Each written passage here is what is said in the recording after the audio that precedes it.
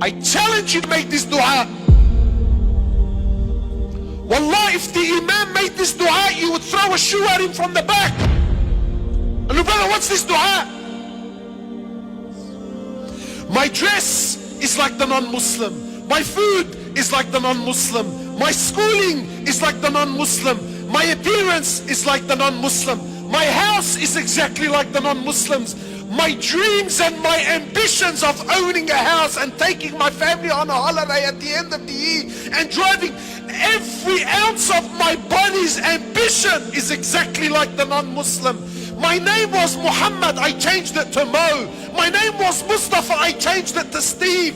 Every ounce of me is dripping non-Muslim. Yeah, but brother, alhamdulillah, I'm a Muslim. The Prophet says, glad tidings, hani'an, hani'an, glad tidings to the stranger. Honestly, who feels like a stranger, bro? Who, bro?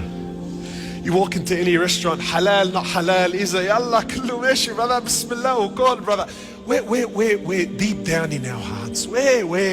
Look, you know what? It's one thing when the brother says to me, listen, I have an addiction and I'm trying to deal with my addiction. Wallahi, I will appreciate it. Look, the man knows he has a problem. No, but I have an addiction and I'm in denial about my addiction and I try to use deen to justify my actions. Isn't that interesting? So you might tell me, look brother, you know, maybe the Prophet was going through hard times. On his deathbed, sallallahu alayhi wa sallam, he was going through sakarat al-maut, conscious, unconscious, in and out. So he lost consciousness. Aisha is there, radiallahu ta'ala anha. Then he wakes up. Then he says to Aisha, authentic narrations.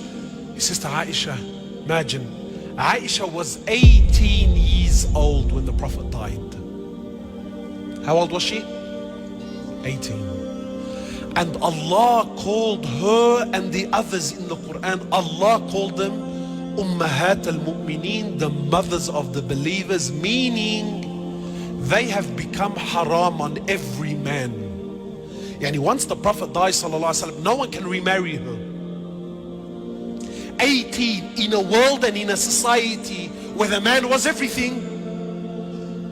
Imagine this 18-year-old is watching her husband die at the 8, and she has her whole life that now she knows, I'm going to be alone. I can never remarry after him. So he wakes up from his, you know, he was unconscious, and says to Aisha, how much money do we have? This sunnah no one talks about. Sheikh, please man, put these stories behind. Let's speak about investments and stocks, and let's speak about buying houses, brother. Because in our hearts we believe that honor, that money will restore the honor of Islam. Ya Aish. Ya haram. So she says to my Prophet of Allah, all that we have is 7 gold coins. Imagine a man with 9 wives. Today brothers have paid off their houses, paid off.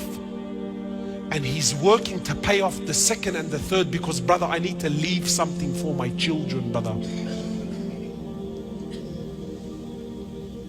Exhausting his life.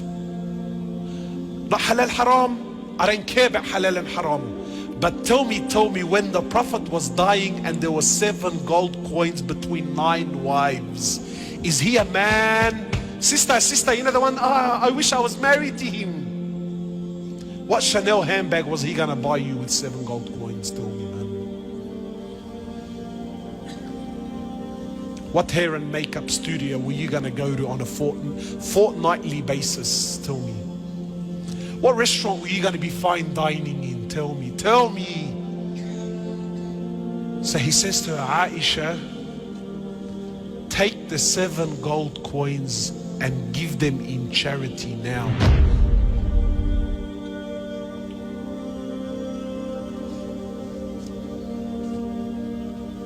see the sicknesses, my brothers. Just try this. Just try this. Go to a sheikh. Go to a sheikh. Tell him, look, sheikh, there's a religious brother. Don't tell him the prophet, because we've been programmed. We've become professional liars, my brothers. Professional. You know, some brothers would, brother, when you say the name of Rasulullah, oh, I get chills in my spine. Sallallahu alayhi wasallam, brother. Subhanallah, his name, it does something to me, you know. And yet you look at him from top to bottom, there's not an ounce of Rasulullah on him, sallallahu alayhi wasallam. Wallahi, just try it. Go to a sheikh and tell him, listen, sheikh, there's a brother we know, he has a big beard. He's dying and he's leaving his family with nothing. What do you think, sheikh? What deen is this? What fikr is this? What understanding is this? This is extreme, brother. This is a... Then tell him the prophet left 9 wives with nothing. But he left them with something far deeper. He left them with iman and tawheed and belief in Allah. So he loses consciousness, then he wakes up and he says to Aisha, Aisha, what did you do with the 7 gold coins? 7 gold coins, Ya Rasulullah, leave him, man, let him be. Aisha, 18 years old, she's alone, haram, yani, leave her, khalas, 7 gold coins, yani, they're not gonna make her rich. No, like it's no, but there's something far deeper. So she says, oh Prophet of Allah, look at our mother, man. She said, I held on to them, I didn't give them away in charity. I'm scared. He says to Aisha, do you want me to die and stand in front of Allah while I still own something from this dunya? Is this how you want me to stand in front of Allah, Aisha?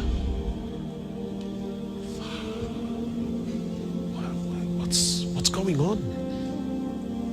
My brothers, who's the Rijal? Who's the man? So you might think, look, brother, that's Rasulullah sallallahu alaihi wasallam, you know, like Allah was...